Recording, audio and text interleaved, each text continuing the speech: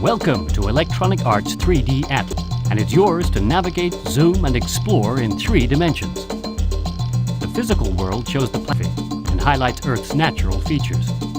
The political world displays country borders and invites you to visit individual nations, while the environmental world allows you to explore a cloudless and photorealistic view of Earth based on thousands of satellites. Your navigation instrument is your 3DO controller. Use the D-pad to turn the globe and the shift keys to zoom in and out. To access menu items, press C. Then use your D-pad to move the highlight and A to select. The B button takes you from one main world to another.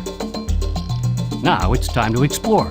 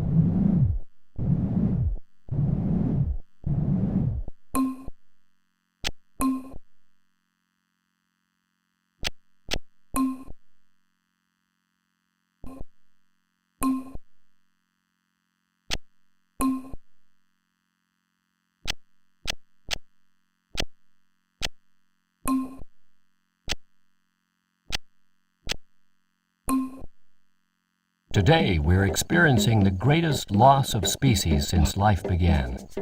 We could be losing several dozen species every day, far faster than when the dinosaurs died out 65 million years ago.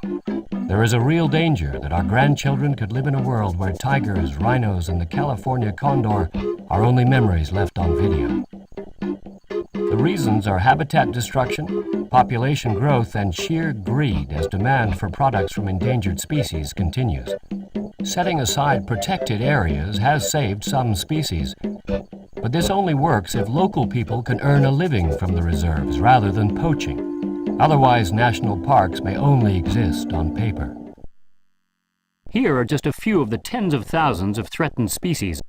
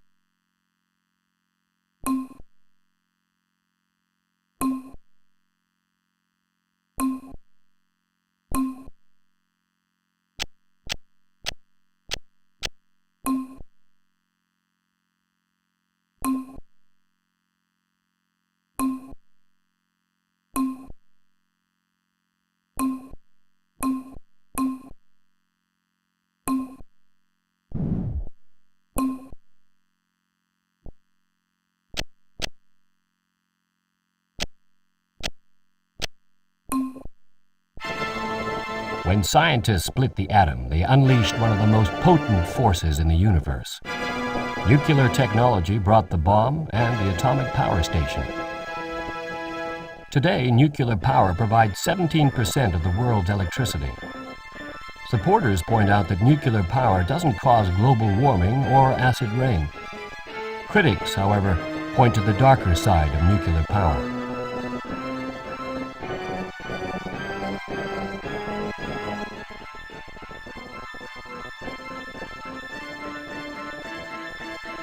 And then there's nuclear waste, an unfortunate byproduct that can stay radioactive for 10,000 years or more, increasing the risk of cancer for those who live near dumps.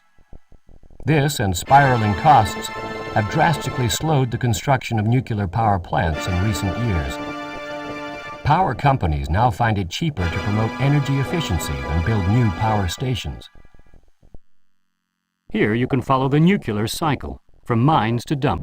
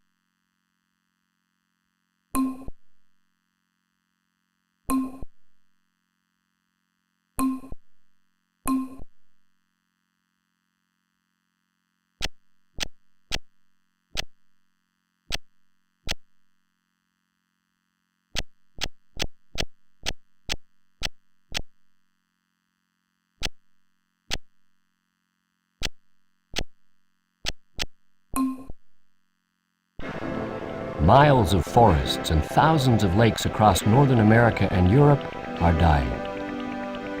Rain as strong as vinegar, acid rain, is falling across vast areas of wilderness. The cause is often hundreds of miles away, in our power stations and cars. When we burn oil and coal, waste gases are produced. These emissions combine with water in the atmosphere to create sulfuric and nitric acid, which falls to the ground as acid rain. In the 1980s, world leaders agreed to targets for reducing emissions of these polluting gases.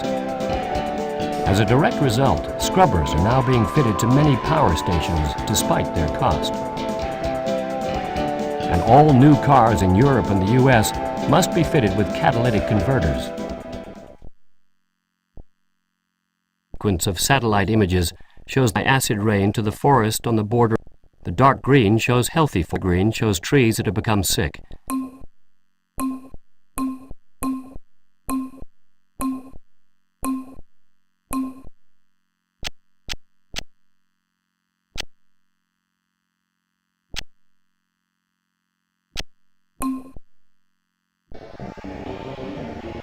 Global warming is a hot issue.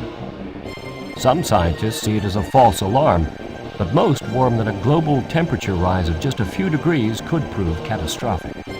Extreme weather conditions may become more frequent, and some areas may become drier, while others wetter. One thing's for sure, atmospheric levels of carbon dioxide have been steadily rising this century. It's this and other man-made gases that together act like a greenhouse, trapping the heat of the sun. Power stations and automobiles are primarily to blame, releasing these gases when they burn oil, coal, or gas. In the long term, sea levels may rise as higher temperatures expand ocean waters. Low-lying countries are particularly vulnerable. Satellite images like this of Bangladesh could be much more common in the future. Governments are trying to see how we can lessen our dependence on fossil fuels. This animation shows the effects that a rise of 25 meters in sea level would have on an area of northern Germany. This is an extreme projection, which would only happen if most of the land ice in Antarctica melted, which would take several hundred years. However, a rise of 1 to 2 meters is possible with a global temperature rise of 5 to 10 degrees centigrade.